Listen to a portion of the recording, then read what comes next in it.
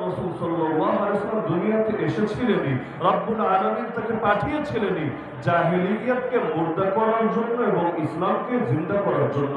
হুয়াল্লাযী আরসালা রাসূলাহু বিল হুদা ওয়া দীনিল হক। কোরআন বলে দিচ্ছে তিনি সেই আল্লাহ যিনি তার রাসূলকে পাঠিয়েছেন হেদায়েত দিয়ে এবং দ্বীন হক দিয়ে, লিইয়ুযহিরাহু আলা দ্বীনি কুল্লি, যাতে করে সেই রাসূল ইসলামকে, দ্বীনকে, দ্বীন হককে, খোদার শরীয়তকে বিজয়ী করেন বাকি সকল দ্বীনের উপরে। সেই দ্বীন কোন ধর্মের নামে হোক, সেই দ্বীন কোন মতবাদের নামে হোক, সেই দ্বীন জাহেলিয়াতের রূপে হোক, সেই দ্বীন যেমনই হোক না কেন, সকল জাহেলিয়াত হবে মুর্দা, আল্লাহর জমিন আল্লাহর দ্বীন হবে জিন্দা। এজন্য আল্লাহ থেকে প্রেরণ করেছেন। এই লক্ষ্য আল্লাহর রাসূল সেই মক্কার জীবনে পর্যন্ত, মদিনায় না শুধু, মক্কার জীবনে পর্যন্ত এতটা স্পষ্ট রেখেছিলেন। যখন এই আবু জাহাল এবং তার অন্যান্য সাঙ্গপাঙ্গরা আল্লাহ রাসূলের চাচা আবু তালেবকে এসে বুঝিয়েছিল, তোমার ভাতিজাকে থামতে বলো, বিনিময়ে সে যা চায় তাই আমরা দেব। নারী চাইলে আরবের সবচেয়ে সুন্দরী নারী এনে দেব, আরে সে যদি সম্পদ চায় সম্পদের পাহাড় বানিয়ে দেব, যদি ক্ষমতা চায় তাও বলে ফেলুক, তাকে দারুন নদওয়া নামক পার্লামেন্টের মেম্বার বানিয়ে দেব। আর যদি জেনে ধরে সেটাও বলুক, আমরা সবচাইতে ভালো কবিরাজ ডেকে এনে চিকিৎসা করাবো। নাউযুবিল্লাহ মিন যালিক। আল্লাহ রাসূল তাদের এ সকল কথার পরিপ্রেক্ষিতে বলেছিলেন, ফাওয়াল্লাহ, আল্লাহর কসম করে বলছি, লাউ ওয়াদাউ শামসা ফি ইয়ামিনি ওয়াল কামারা ফি ইয়াসারি আলা আন আতরুকা হাদাল আমরা মা তারাকতুহু হাত্তা ইউযহিরাহু আল্লাহ ওয়া আহলিকা দুনাহু। আরে কিসের লোভ দেখাও, কিসের স্বপ্ন দেখাও? আমার ডান হাতে যদি আকাশে সূর্য এনে দাও, বাম হাতে যদি আকাশের চাঁদটাও এনে রাখো, তবুও তো এই আদর্শ আমি ছাড়বো না, যতদিন না আল্লাহ তার জমিনে তার দ্বীনকে করবেন জিন্দা, অথবা আমি নবী হব মুর্দা, যেটাকে আমাদের ভাষায় সহজে আমরা বলি হয়তো শরিয়ত নয়তো শাহাদাত। আমাদের শেখুল হাদিস কারাগার থেকে বের হয়ে ঘরে ফেরার আগেই এই হুঙ্কারটাই ছুড়েছিল, হয়তো খেলাফত নয়তো শাহাদাত। আরে জীবনের কি দাম আছে যদি আমার জীবনের বিনিময়ে আল্লাহর জমিনে আল্লাহর দ্বীন জিন্দা করা না যেতে পারে? আবু বকর সিদ্দিক রাদিয়াল্লাহু আনহু যেভাবে গর্জে উঠেছিলেন, আয়ান কুসুদ্দিন ওয়ান হাই, আমি জিন্দা থাকতে ইসলামের মধ্যে এতটুকু ত্রুটি ঢুকবে এটা কিছুতেই মেনে নেওয়া যাবে না।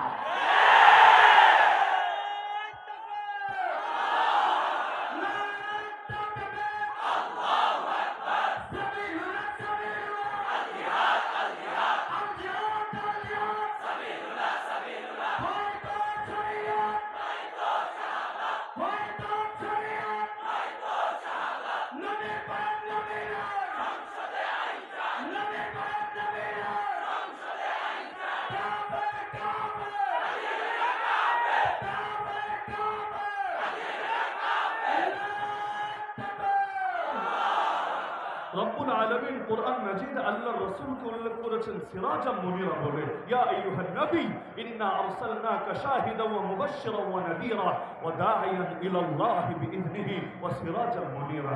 সিরাজাম মুনিরা মানে হলো এমন বাতি যেই বাতি আলো বিকিরণ করে, আলো বিতরণ করে, আলোয় চতুর্পাশকে আলোকিত করে তোলে। ইমাম ফখরুদ্দিন রাজি রাহমাতুল্লাহ আলাইহি তাফসীরে কাবীরের মধ্যে লিখেছেন, রব্বুল আলামিন তাকে তো চাইলে সূর্যও বলতে পারতেন, সূর্যের আলো বাতি আর প্রদীপের আলোর চাইতে বহুগুণ বেশি, কিন্তু রব তাকে সূর্য না বলে, চন্দ্র না বলে, তাকে বাতি বলে কেন উল্লেখ করলেন? তো এমন বাতি যে শুধু আলো ধারণকারী না বরং আলো বিতরণকারী। তিনি এর কারণ বলেছেন, সূর্যের আলো অনেক বেশি, সন্দেহ নাই, কিন্তু সূর্যের আলো থেকে আমরা পৃথিবীর মধ্যে বাতি জ্বালাতে পারি না, আর ওই জামানায় এটা কল্পনাও করা যেত না। অপরদিক একটা বাতি দিয়ে লক্ষ কোটি বাতি যদি জ্বালানো হয়, তবুও প্রথম বাতির আলো তার আগুন মোটেও কমে না। তো আল্লাহর রাসূলকে আল্লাহ বাতি বলে উল্লেখ করেছেন, এমন বাতি যেই বাতি অন্যান্য বাতিকে করবে আলোকিত। সেই আলোয় সাহাবীরা আলোকিত হয়েছেন, তাবেঈরা আলোকিত হয়েছেন, হতে হতে আমরা আলোকিত হয়েছি, কিয়ামত পর্যন্ত মানুষ আলোকিত হতে থাকবে। এমনকি অন্ধকার দূর করার ভিন্ন কোনো উপায় নাই। অন্ধকারকে যতই আলটিমেটাম দেন, যতই হুঙ্কার ছোড়েন, অন্ধকার যাবে না, ভাগবে না, পালাবে না। অন্ধকার দূর করার উপায় এটাই, হকের আলো জেলে দেন, অন্ধকার লেজ গুটিয়ে পালানোর জায়গা পাবে না। ওয়াকুল জা আল হক ওয়া যাহাকাল বাতিল ইন্নাল বাতিলা কানা যাহুকা। আপনি বলুন হক এসেছে, বাতিল দূর হয়েছে, নিশ্চয়ই বাতিল দূর হওয়ারই ছিল। আজকে বাংলাদেশে যখন আপনি জুলুম দেখেন, আপনি বৈষম্য দেখেন, নির্যাতন দেখেন, নিপীড়ন দেখেন, দুর্নীতি দেখেন, খুনোখুনি দেখেন, রক্তারক্তি দেখেন, আফসোস করেন কিভাবে অন্ধকার দূর হবে, কিভাবে সমাজটা আবার আলোয় আলোকিত হবে। আরে জবাবই আয়াতের মধ্যেই আছে। যতই অন্ধকার দূর করতে চান, যতই বৈষম্যের বিরুদ্ধে আন্দোলন করে তোলেন, যতই নির্যাতন নিপীড়নের বিরুদ্ধে হুঙ্কার ছোড়েন, কোনোদিনও দূর হবে না যতদিন পর্যন্ত আল্লাহ দ্বীনের আলো এই সমাজের মধ্যে আলোকিত না করেন। আরে আলো জ্বালিয়ে দেন, অন্ধকার এমনি বিদায় নেবে। আলো জ্বালাবেন না, অন্ধকারকে ইনভাইট করতে হবে না, আপনা আপনি এসে শিকড় গাড়বে। সুতরাং বাংলাদেশকে যদি আলোয় আলোকিত করতে চান, পৃথিবীর প্রতিটা ইঞ্চি ইঞ্চি মাটিকে যদি আলোয় আলোকিত করতে চান, উপায় একটাই, রাস্তা একটাই, আল্লাহ নবীর শরীয়তকে, আল্লাহ নবীর আনিত দ্বীনকে, আল্লাহ নবীর খেলাফত, তার প্রতিনিধিত্বকে সমাজের মধ্যে বাস্তবায়ন করেন। ইনশাআল্লাহ এই আলো যখন জ্বলে উঠবে, বাতিল লেজ গুটিয়ে পালাতে বাধ্য হবেই হবে।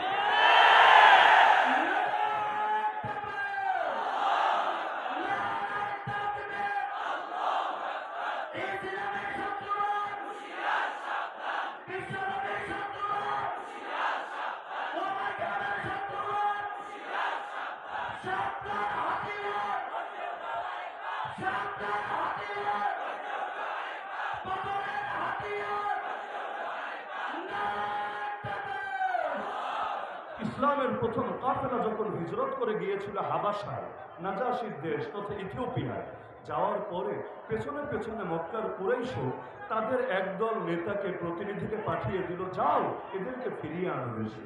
তারা গিয়ে নাজাশিকে বলতে শুরু করলো, বাদশাহ এরা জঙ্গি, এরা উগ্রবাদী, এরা মৌলবাদী, এরা টেরোরিস্ট, আমাদের দেশ তো বরবাদ করেছেই, এখন আপনাদের দেশে আশ্রয় দিলে এটাও বরবাদ করবে, এদেরকে ফিরিয়ে দেন আমাদের হাতে, আইনের শাসন নিশ্চিত করব, আমরা জঙ্গিবাদের বিরুদ্ধে দুর্বার আন্দোলন গড়ে তুলব, ওয়ার ওয়ান টেরর পরিচালনা করব। তারা ভেবেছে নাজাশিকে বললে নাজাশির মন তো বলেই যাবে, কিন্তু তারা জানে না রূপকথা শুনিয়ে আর কল্পকাহিনী বলেই সবসময় সবাইকে গিলানো যায় না। আর এদের স্বাধীন হয়েছে তাতে কি? গতকাল পর্যন্ত দেখা গেল যে নতুন করে আবার সেই জঙ্গি নাটকের সূচনা করেছিল, দুইজনকে ধরে দাবি করেছে আবার দুইজন জঙ্গি পাওয়া গিয়েছে। আর ইসলাম বিদ্বেষীরা খুশি, আরে এতদিন তো তোমরা বলেছো জঙ্গি নাটক এটা ভুয়া, এটা সরকার পরিচালিত করে ইন্ডিয়া এবং বিভিন্ন দেশের দৃষ্টি আকর্ষণের জন্য, এখন তো প্রমাণিত হয়ে গেল এগুলো ভুয়া না, এগুলো আসলেই, কারণ এখন তো আর মিথ্যা বলবে না, ঠিকই তো বলছে, জঙ্গি গ্রেফতার হয়েছে। কিন্তু পাগল জানে না এই জাতি সচেতন হয়ে গিয়েছে, ওরা জানে না যেই জাতি একবার রক্ত দিতে শিখে গিয়েছে ওই জাতিকে আজে বাজে গল্প শুনিয়ে তাদের চেতনা আর মনোবল করা যাবে না। যার কারণে গোটা জাতি যখন গর্জে উঠেছে, আরে কিসের জঙ্গি নাটক দেখাচ্ছ, আমাদেরকে প্রমাণ দিতে হবে। আর স্বাধীন বাংলায় এই আমেরিকার শেখানো বুলি, ওয়ার ওয়ান টেরর, জঙ্গিবাদের কিচ্ছা চলবে না। আজকে দিনটা শুরু হতে না হতে বলল থুক্কু, সরি আমাদের ভুল হয়েছে, আসলে শব্দটা হবে নাশকতাকারী, মিস্টেক বশত জঙ্গি শব্দ কোনো পত্রিকায় লেখা হয়ে গিয়েছে। তার মানে জাতি যদি জেগে ওঠে তখন তাদেরকে বিভিন্ন আজে বাজে গল্প শুনিয়ে ঘুম পাড়িয়ে দেওয়া। নাজাশিকে বলল ফিরিয়ে দেন না আমাদের কাছে। এখন নাজাশি বললেন তোমাদের একপাক্ষিক কথা শুনে আমি বিচার করতে পারি না, ওদেরকে ডাকা হলো। সেখানে জাফর তাইয়ার রাদিয়াল্লাহু তাআলা আনহু তার সামনে গিয়ে ছোট্ট একটা ভাষণ দিলেন। এই জাফর সেই জাফর, আল্লাহ রাসূল সাল্লাল্লাহু আলাইহি ওয়াসাল্লাম এক জিহাদে যাকে নেতা বানিয়েছিলেন, সেনাপতি বানিয়েছিলেন, সেই জিহাদের মধ্যে ডান হাত দিয়ে ঝান্ডা ধরে রেখেছিলেন। এক কাফের এসে তরবারি দিয়ে আঘাত করে ডান হাতটা কেটে ফেলেছিল। আরে হাত গেছে তাতে কি, কালেমার ঝান্ডা জমিনে পড়বে, এটা কি মুসলমান মেনে নিতে পারে? বাম হাত দিয়ে ধরে নিয়েছে ঝান্ডা। এবার জালেম এসে বাম হাতেও আঘাত করেছে, বাম হাতটাও কেটে গিয়েছে, তাতে কি, বাহু দিয়ে আগলে রেখেছে। আর অবশেষে যখন চূড়ান্ত আঘাত হয়েছে, আল্লাহর বান্দা জান কুরবান করেছে, কিন্তু শেষ মুহূর্ত পর্যন্ত চেষ্টা চালিয়েছে, নিজের যত কষ্ট হোক যে কোনো মূল্যে কালেমার পতাকা, ইসলামের পতাকা, আল্লাহ নবীর দেওয়া ঝান্ডা সমুন্নত রাখবেই রাখবে। এই সংবাদ দুনিয়ার কেউ দেওয়া লাগলো না, জিবরিল আমিন এসে আল্লাহ রাসূল সাল্লাল্লাহু আলাইহি ওয়াসাল্লামকে দিয়ে দিলেন। আল্লাহ রাসূল মদিনার সাহাবীদেরকে মদিনার মসজিদে একত্রিত করে সংবাদ শোনালেন। তার চোখ থেকে পানি ঝরছিল। নবী বললেন, আরে আমার জাফর আল্লাহর জন্য দুইটা হাত কোরবান করেছে, বিনিময়ে আমার আল্লাহ জাফরকে জান্নাতের মধ্যে দুইটা ডানা দিয়েছে। আমি দেখেছি আমার জাফর সেই ডানা মেলে জান্নাত উড়ে বেড়াচ্ছে। এজন্য নামের অংশই হয়ে গিয়েছে তৈয়ার। তৈয়ার মানে যিনি উড়ে বেড়ান। তো জাফর তৈয়ার রাদিয়াল্লাহু আনহু বাদশার সামনে গিয়ে বললেন, আইয়ুহাল মালিক, হে বাদশাহ, কুন্না কওমান আহলা জাহিলিয়া, আমরা ছিলাম সেই জাতি যারা ছিলাম জাহেলিয়াতের ধ্বজাধারী, জাহেলিয়াতে লিপ্ত। নাবুদুল আসনাম, আমরা মূর্তির পূজা করতাম। আরব জাতি বহু রকম মূর্তির পূজা করত, কখনো পাথরের মূর্তি, কখনো মাটির মূর্তি, এমনকি ইতিহাস বলে কখনো খেজুরের তৈরি মূর্তি। মূর্তি বানাতো খেজুর দিয়ে, ক্ষুধা লাগলে আবার সেটাকে খেয়ে ফেলতে আচ্ছা রকম করে, আবার প্রয়োজন পড়লে বানিয়ে নিত খেজুর দিয়ে। আমাদের দেশে যেমন আইন যখন মনে চায় নিজেরা বানিয়ে নেয়, এই আইন দিয়ে হুজুর দমানো যাবে, এই আইন দিয়ে ইসলামপন্থীদেরকে বরবাদ করা যাবে। আবার যখন আইন গিয়ে নিজের দলের কারো গায়ে পড়ে, আস্তে করে আইনটারে গিলে খেয়ে নতুন আইন আবার প্রসব করে। তো নাবুদুল আসনাম, আমরা মূর্তি পূজা করতাম। ওয়ানাকুলুল মাইতা, মৃত প্রাণীর গোশত ভক্ষণ করতাম। ওয়ানাতিল ফাওয়াহিশ, আমরা অশ্লীল কাজে লিপ্ত হতাম। ওয়ানাকতাউল আরহাম, আমরা আত্মীয়তার বন্ধন ছিন্ন করতাম। ওয়ানুসিউল জিওয়ার, আমরা প্রতিবেশিত্বের ব্যাপারে খারাপ মন্দ আচরণ করতাম। শুধু তাই না, ওয়ায়াকুলুল কাওয়িয়্যু মিন্না আদ-দাঈফ, আমাদের মধ্যে যারা শক্তিশালী তারা দুর্বলদেরকে খেয়ে ফেলতো। পুরো বাঙালি জাতির মতো অবস্থা আর কি। মাছে ভাতে বাঙালি, বড় মাছ খেয়ে নেয় ছোট মাছকে।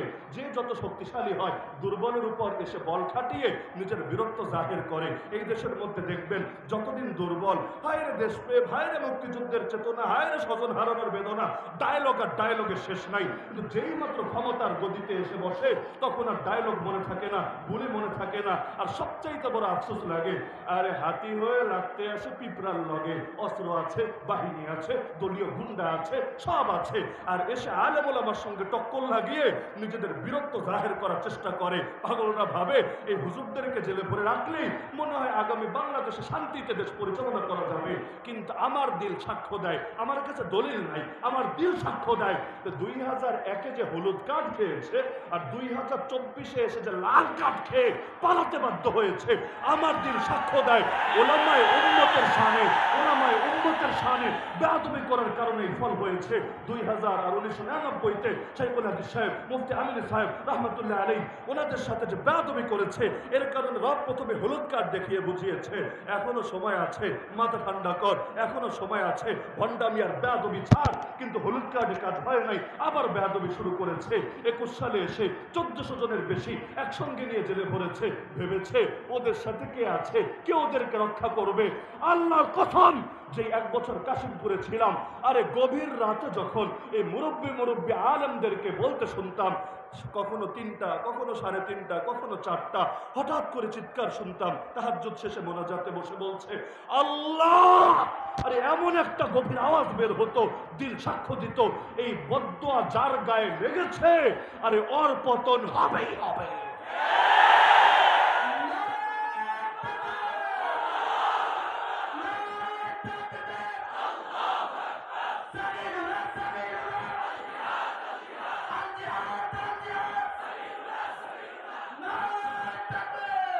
আরে তোমরা ভেবেছোটা কি এই দিন আর কোরআন হেফাজতের দায়িত্ব আমরা নেই নাই? হেফাজতের দায়িত্ব নিয়েছেন স্বয়ং আল্লাহ। ইন্না নাহনু নাযালনা যিকরা ওয়া ইন্না লাহু লাহাফিজুন। আর আল্লাহ হেফাজত করবেন কিভাবে?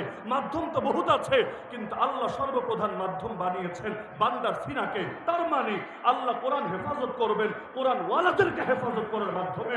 সুতরাং যারাই আসবে কোরআন ওয়ালাদেরকে নিশ্চিহ্ন করার জন্য, আরে তাদের নাম ফেরাউন হোক, হামান হোক, নমরুদ হোক, কারুন হোক, আবু জাহাল হোক, আবু লাহাব হোক, আর এই সমস্ত ফ্যাসিস্ট ডাইনিপুরি হোক, নাম যাই হোক না কেন, ওদের নাম নিশানাই যাবে হারিয়ে।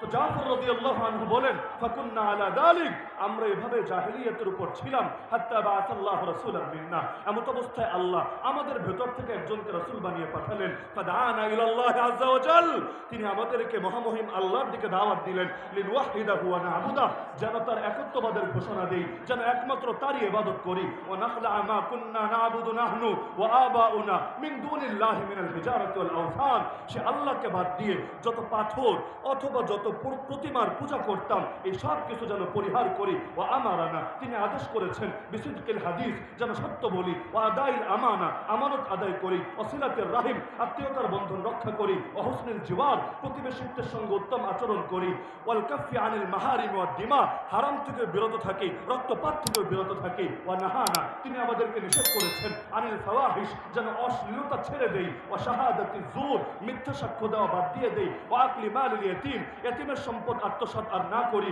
ও কাতফিল মুহসানা সতীসাধী নারীদেরকে জিনার অপবাদ আর না দেই, ও আমারানা তিনি আরো আদেশ করেছেন আন না'বুদাল্লাহ এক আল্লাহর ইবাদত করব, লা নুশরিকু বিহি শাইআ তার সঙ্গে যেন কোনো কিছুকে শিরিক শরীক না করি, ওয়া ইকামাস সালাহ সালাত কায়েম করি, ওয়া ইতাআজ যাকাত যাকাত আদায় করি। ক্বালাত ফাআদ্দাদ আলাইহি উমুরুল ইসলাম এভাবে একটা একটা করে ইসলামের বিধানগুলো তুলে ধরলেন।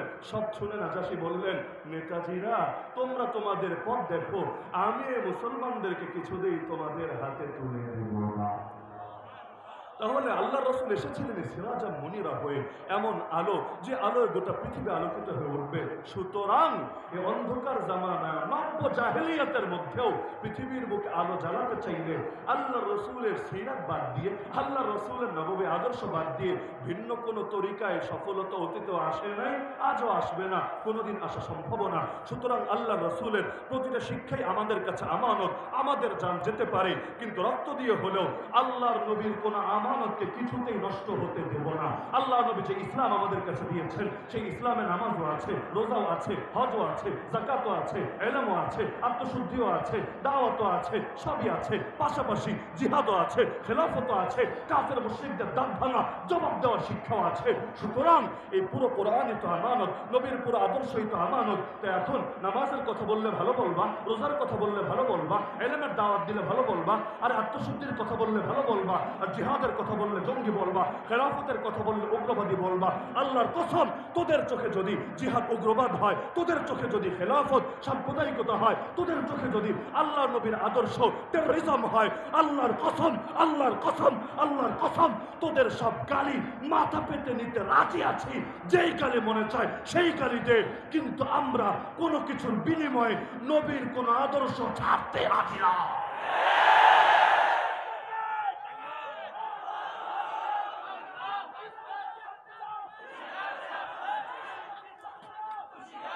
হাত থেকে খাবার পড়ে গেছে, সেই খাবার উঠেছে, এটা কি এমন আহামরি বিধান? ফরজও তো না, ওয়াজিবও তো না, এমন না যেটা না করলে ইমান শেষ হয়ে যাবে, যেটা না করলে ফাসেক হয়ে যাবে। বাদশার সামনে বসে খাচ্ছেন, খাবার পড়ে গেছে, সেই খাবার উঠাতে শুরু করেছেন। পাশ থেকে বলে, আরে এই রাজা বাদশার দরবার এটা, এখানে এক লুকমা খাবার পড়লে কেউ উঠায় না, উঠালে বলবে ফকির নির্ভুল, জীবনে ভালো খাবারও মনে হয় চোখে দেখে নাই। সেই সাহাবি বলে, আরে কিসের কথা বলো আমাকে? আতরুকু সুন্নাতা হাবিবি লিহাউলাইল হুমাকা, এই গদ্দবদের জন্য আমি আমার হাবিবের সুন্নাত ছেড়ে দেব নাকি? সারা দুনিয়া যারা জঙ্গিবাদে ভরে তুলেছে, ওরা যদি দিন শেষে আমাদেরকে জিহাদের পক্ষে থাকার কারণে জঙ্গিবাদী বলে, আমরা বলবো তোরা গালি দিতে দিতে দিতে মুখে ফেনা তুলে ফেল, তোদের গালি আমাদেরকে কিছুতেই আল্লাহর দিন থেকে সরাবে। জঙ্গিবাদ মানে যদি হয় ধর্মের নামে সন্ত্রাস, তাহলে ইহুদি বাদীরা, ইসরায়েলের হানাদাররা জঙ্গি হবে না কোন দুঃখে? কোন দেশের বিজ্ঞান, কোন দেশের ফিলোসফির আলোকে এটা যুক্তিতে ধরে আমাকে এসে বোঝা?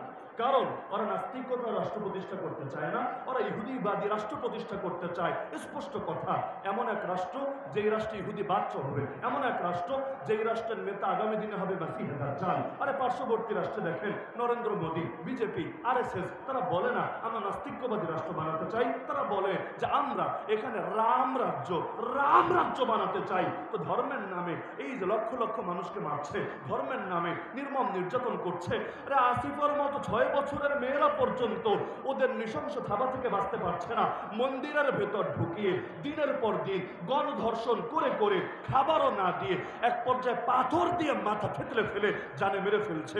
বলতে পারেন বিচ্ছিন্ন ঘটনা 2-4 জন করেছে, তাতে কি? আরে বিচ্ছিন্ন ঘটনা মানতাম, কিন্তু যখন পত্রপত্রিকায় দেখি ওই বছর যতগুলো পর্ন সাইট আছে, পর্ন সাইট ওই ব্লু ফিল্মের জগতে সবচাইতে বেশি সার্চ হয়েছে, এটা দেখার জন্য যে কিভাবে কোন পন্থায় কোন তরিকায় আসিফাকে রেপ করা হয়েছে এটা দেখতে চায়। ইন্ডিয়ার মধ্যে ওই বছর সকলে মিলে আসিফার এই নির্মম শাহাদাতের ট্র্যাজেডি দেখে যখন চোখ জোড়ানোর স্বপ্ন দেখে, এটা সবগুলো সার্চের মধ্যে সবার শীর্ষে থাকে, তখন আর বুঝতে বাকি থাকে না ওরা ইসলামের বিরুদ্ধেই যুদ্ধের ঘোষণা দিয়ে দিয়েছে। অযোধ্যা বিশাল এক জায়গা, রামের নাকি জন্মভূমি, ভালো কথা। অযোধ্যায় এত জায়গা থাকতে বাবরি মসজিদ ভেঙেই মন্দির বানানো লাগলো, আর কি কোনো জায়গা খুঁজে পাওয়া গেল না? আল্লাহর ঘর মসজিদ, যেটা মসজিদ সেটা কিয়ামত পর্যন্ত মসজিদ, কোনো বাপের বেটার ক্ষমতা নাই মসজিদকে ভিন্ন কিছুতে পরিণত করবে। আল্লাহর রসুলের জামানায় কাবাতুল্লাহ বাইতুল্লাহর মধ্যেও তো 360টা মূর্তি ঢুকানো হয়েছে, কিন্তু 360 মূর্তি ঢুকেছে বলে তা মসজিদ থেকে মন্দির হয়ে যায় নাই, গির্জা হয়ে যায় নাই, প্যাগোডা হয়ে যায় নাই। যা মসজিদ তা মসজিদই থাকবে। যার কারণে আল্লাহ নবী মক্কা বিজয়ের পর একটা মূর্তিও বাকি রাখেন নাই, মূর্তিও বিদায় করেছেন, ভাস্কর্যগুলো বিদায় করেছেন, সেখানে দেয়ালে দেয়ালে যে চিত্র আঁকা ছিল সেগুলোকে প্রলেপ দিয়ে মুছে দিয়েছেন। তার মানে কি যে মসজিদ মসজিদই থাকবে, হাজার মূর্তি ঢুকেলেও মন্দির হবে না। তো যা বাবরি মসজিদ ছিল কিয়ামত পর্যন্ত তো মসজিদই থাকবে। আরে বিল্ডিং একটা না 10টাও যদি ভাঙো, মূর্তি একটা না লক্ষটাও যদি ঢুকাও, তবুও কোনোদিন মুসলমান এটাকে মসজিদ ছাড়া ভিন্ন কোনো কিছু কল্পনা করবে না। আজকে দুর্বল তাই মুসলমান কিছু করতে পারছে না, সর্বোচ্চ প্রতিবাদ করছে, কিন্তু এ কথা বলতে কোনো ভয় নাই, কোনো দ্বিধা নাই, কোনো সংকোচ নাই, কোনো লজ্জা নাই, কোনো বাতিলের মুখের দিকে তাকিয়ে কোনো কার্পণ্য নাই। ইনশাআল্লাহ যেদিন মুসলমান ক্ষমতা পাবে, যেদিন মুসলমান শক্তিশালী হবে, তারা আবারও বাবরি মসজিদকে আবাদ করবেই করবেই করবে ইনশাআল্লাহ।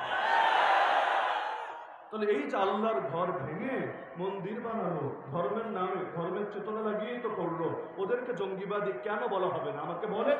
এমনকি আমি আজকে লক্ষ জনতার সামনে বার্তা দিতে চাই, আগামী বাংলাদেশেও জঙ্গি শব্দের যাচ্ছে তাই ব্যবহারের সুযোগ নাই। যদি জঙ্গি শব্দ ব্যবহার করতেই চাও, সব সাংবাদিক, সব সাংঘাতিককেও বলছি, সাংবাদিকরা টানছে কেন এখানে? কারণ গ্রেফতার করতে দেরি, ওদের পত্রিকায় গালি মারতে দেরি না। কে জঙ্গি কে সন্ত্রাসী এটা বিচার করার দায়িত্ব যদি সাংবাদিকের হয়, আদালতের কাজকে আমাকে বোঝায়। এই যে আলেম একজন গ্রেফতার করে বুকের মধ্যে একটা লাগিয়ে দিবে জঙ্গি, সামনে কয়টা কিতাব রাখবে, কি কিতাব? এর মধ্যে ফাজাইলে আমলও দেখবেন, এর মধ্যে আল্লাহ রসুলের জীবনীও দেখবেন, এর মধ্যে এসো আরবি শিখিও দেখবেন, রেখে লিখবে জিহাদি বই, জঙ্গি বই। বাহ! আরে এই যে পুলিশ তুমি ধরে ট্রায়াল করলা, বিচার করার দায়িত্ব তো ভাই তুমি পুলিশের না। যদি পুলিশে বিচার করে, আদালতের দায়িত্ব কি? গ্রেফতার করার পর 24 ঘন্টার ভেতর ম্যাজিস্ট্রেটের সামনে হাজিরের প্রয়োজন কি? তোমার কাজ শুধু অভিযোগ দায়ের করা। অভিযোগ ভিন্ন জিনিস আর ট্যাগ লাগিয়ে দেওয়া ভিন্ন জিনিস। এই এক জঙ্গি ট্যাগের কারণে কত আলেমের কত ক্ষতি হয়েছে, এক জঙ্গি ট্যাগের কারণে কত ছাত্রের শিক্ষা জীবনটাই বরবাদ হয়ে গেছে, এক জঙ্গি ট্যাগের কারণে এই বাংলার বুকে হাজার হাজার সাধারণ যুবক জনতার গোটা জীবনটাই তছনছ হয়ে গিয়েছে। তাহলে এখন ধরবা আর ধরে জঙ্গি লাগিয়ে দিবা। আর এটা যদি আদালত অবমাননা না হয়, আদালত অবমাননা কাকে বলে? আমরা তো ধরেই কাউরে চোর বলতে পারি না, ডাকাত বলতে পারি না, সর্বোচ্চ অভিযুক্ত বলতে পারি, অপরাধী বলতে পারি না। কে অপরাধী আর কে অপরাধী না বিচার করার দায়িত্ব হলো আদালতের, বিচার করার দায়িত্ব হলো বিচারকের। অন্য কেউ যদি বিচারক সাজে, সে আদালত অবমাননার ও দায়ে দায়ী হবে। এই যে আলেম ওলামারে জেল খাটানো হলো, এখন আদালত অনেককে বেকসুর খালাস দিয়ে দিচ্ছে। মামলার যখন আবেদন করছে চার্জ গঠনের জন্য, ওই সময় ডিসচার্জ তাদেরকে করে দিচ্ছে। তার মানে আদালত বলছে নিরপরাধ। তো তোমরা যে 100 পত্রিকায় রিপোর্ট করলা, তোমরা যে 200 সাংবাদিক মিলে টেলিভিশনে তার ইজ্জত খেলা, এটার কি হবে? আরে ভাই, এমন কাজ করার কি দরকার যেটার জন্য দুদিন পর লজ্জিত হতে হবে? দুদিন আগে মামুন হক নিয়ে ট্রায়াল ট্রায়াল ট্রায়াল, কত গালি, কত কথা, এমনকি নামটা পর্যন্ত শ্রদ্ধার সাথে পত্রিকায় নিত না। আজকে যখন মাইক একটা হাতে নিয়ে, ক্যামেরাগুলো পিছনে নিয়ে ঘন্টার পর ঘন্টা একটা বাক্য শোনার জন্য দাঁড়িয়ে থাকো, তখন লজ্জা লাগে না? তখন বিবেকে বাঁধে না?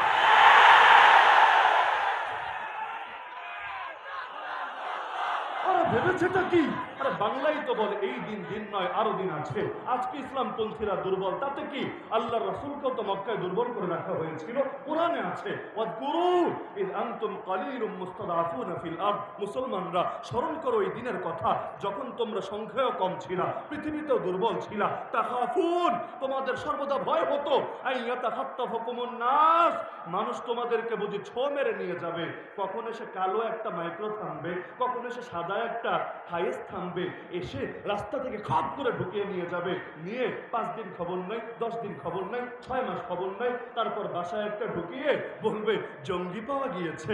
বাহ বাহ, কে আজীব এক তামাশা। তাহলে এই বাংলার জমিনে আগামীতে যদি জঙ্গি শব্দ ব্যবহার করার এসকো জাগে, খাহেশ জাগে, আমি লক্ষ জনতার সামনে ঘোষণা দিচ্ছি, তোমাদেরকে এই লাইনও সততার পরিচয় দিতে হবে। সততা মানে কি?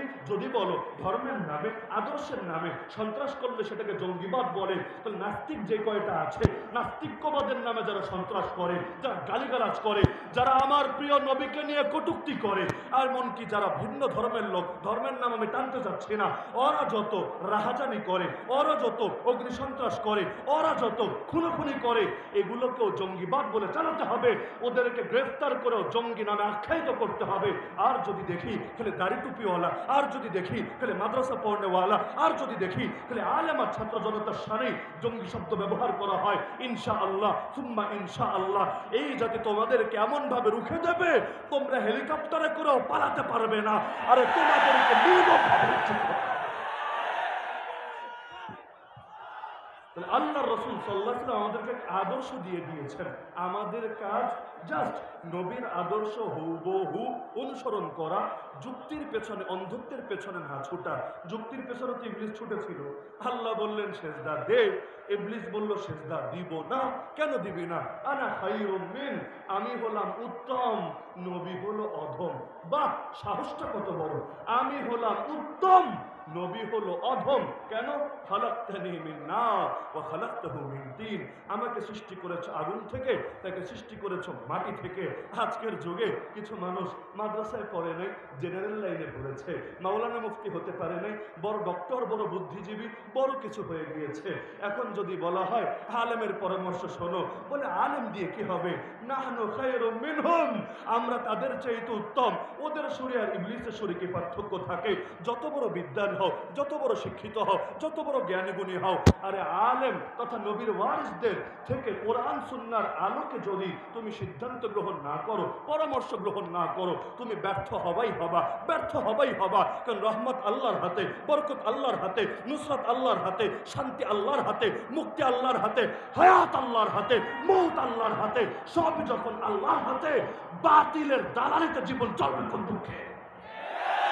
আমেরিকার হাতে শান্তি নাই, জাতিসংঘের হাতে বরকত নাই, চীনের হাতে মুক্তি নাই, ইন্ডিয়ার হাতে কোনো কিছু নাই, সব কিছু আছে একজনের হাতে, নাম তার আল্লাহ।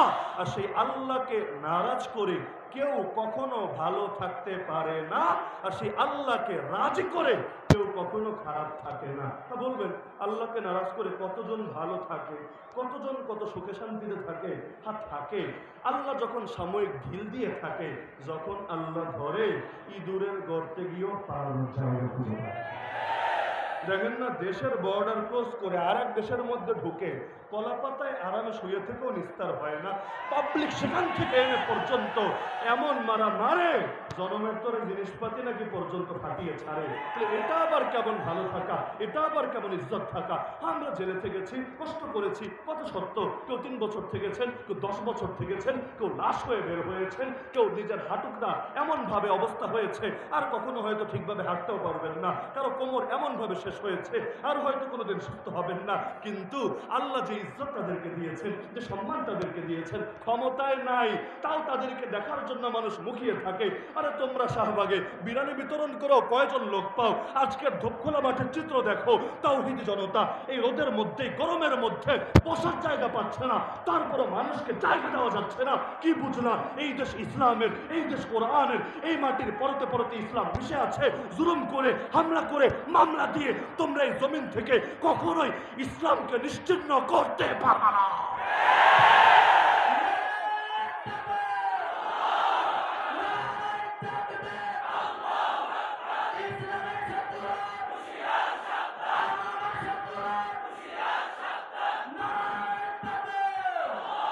সুতরাং আমরা নির্ভয়ে বলতে পারি, আগামীর বাংলাদেশ ইসলামের বাংলাদেশ, আগামীর বাংলাদেশ কোরআনের বাংলাদেশ। ইসলামের হেফাজতের দায়িত্ব নিয়েছেন আল্লাহ। এত জুলুমের পরও যখন ইসলামের কিছু করা যায় নাই, আগামী দিনেও ইনশাআল্লাহ কিছুই করা যাবে না। আমাদের প্রয়োজন সদা সর্বদা হকের পক্ষে থাকা, ইসলামের পক্ষে থাকা, দ্বীন শরিয়ত এবং কোরআনের পক্ষে থাকা। আর সময়ে সময়ে রূপ পাল্টে না ফেলা, এমন না হওয়া। সুখের দিনে তো আছি, দুঃখের দিনে নাই। হক আর বাতিলের মধ্যে নিরপেক্ষতা চলে না, হয়তো হকের পক্ষে, না হলে বাতিলের পক্ষে। মাঝামাঝি হতে যায়ও না, ঘোরাও না, গাধাও না, এটা আবার কোন হালুয়া। তো মাঝামাঝি হতে যেও না। কিছু লোক এখন নতুন করে এসে, এটা বলে আমি আলোচনার ইতি টানছি, হযরত চলে এসেছেন। কিছু লোক এখন নতুন করে এসে ধর্মনিরপেক্ষতার স্লোগান উচ্চকিত করতে শুরু করেছে। এত রক্ত দিয়েছি, এই রক্তের লাশ ধরে রাখতে চাইলে ধর্মনিরপেক্ষ বাংলাদেশ গড়ে তুলতে হবে। আল্লাহর কসম, এই ক্ষেত্রে নিরপেক্ষ শব্দ ভণ্ডামি ছাড়া কিছু না। নিরপেক্ষ আবার কি রে ভাই? হয়তো রহমানের পক্ষে, না হলে শয়তানের পক্ষে, হয়তো হকের পক্ষে, না হলে বাতিলের পক্ষে, হয়তো আলোর পক্ষে, না হলে অন্ধকারের পক্ষে। যারা বলে আমরা নিরপেক্ষ, তারা মূলত মুনাফিকদের মতো, যারা যারা ভেতরে ভেতরে শয়তানের পক্ষই লালন করে, তবে বলার সাহস রাখে না। সুতরাং নিরপেক্ষতার কোনো সুযোগ নাই। সুদিন এসেছে বলে সুর পাল্টানোর কোনো অবকাশ নাই। আগে এক টাকলো বলেছিল রাষ্ট্রধর্ম ইসলামকে বিদায় করবে, এখন নতুন করে আর এক কবি বলতে শুরু করেছে, না আমি বলি ফরহাদ মজহার, রাষ্ট্রধর্ম ইসলাম দিয়ে কি হবে? রাষ্ট্র কি নামাজ পড়ে? রাষ্ট্র কি কোরআন পড়ে? আরে অদ্ভুত ব্যাপার। রাষ্ট্র ভাষা দিয়ে কি হবে তাহলে? রাষ্ট্রের কি মুখ আছে? রাষ্ট্রের কি জিহ্বা আছে? রাষ্ট্র কি কথা বলতে পারে? বলবে না। রাষ্ট্রভাষার কাজ হলো অফিস আদালতে কাজে লাগে, বলবো রাষ্ট্রধর্মের কাজ কি তাহলে বোঝো না? রাষ্ট্রধর্মের কাজ পার্লামেন্টে, বিচারালয়ে, আইন কানুনের ক্ষেত্রে, বিচার, আচার, অর্থনীতি, সভ্যতা, সংস্কৃতি, রাজনীতি, ব্যক্তিজীবন, পরিবার, সমাজ, রাষ্ট্র, সব ক্ষেত্রে কাজে লাগে। তো রাষ্ট্রভাষার গুরুত্ব যদি বোঝো, রাষ্ট্রধর্মের গুরুত্ব যদি না বোঝো, আমাদের আর বুঝতে বাকি থাকে না। তোমরা নতুন দেশে পুরনো সুরে এনে হাজির করেছো, আর নতুন কাপড় পরিয়ে পুরনো বৌরে এনে হাজির করেছো। তোমরা শরবতের পেয়ালার মধ্যে মদ ঢেলে দিয়েছো। সুতরাং অতীতে যেমন এই জাতি অন্যায় সয়ে নেয় নাই, আগামীতেও নেবে না। আমরা হকের পক্ষে আছি, হকের জন্য লড়াই করছি। ইনশাআল্লাহ আমাদের মৃত্যুও হবে হকের জন্য। রবের কাছে দোয়াও করবো এটা, রব হকের পক্ষে থাকতে গিয়ে, হকের পথে চলতে গিয়ে শাহাদাত যেন নসিব হয় এই কপালে। এই তৌফিক তুমি আমাদেরকে দিও। গালি দিয়ে লাভ নাই, নতুন হামলা মামলা করেও লাভ নাই। হয়তো হয়তো শরিয়াত, নয়তো শাহাদাত, হয়তো খেলাফত, নয়তো শাহাদাত, এর আগে আমরা থাকবো না।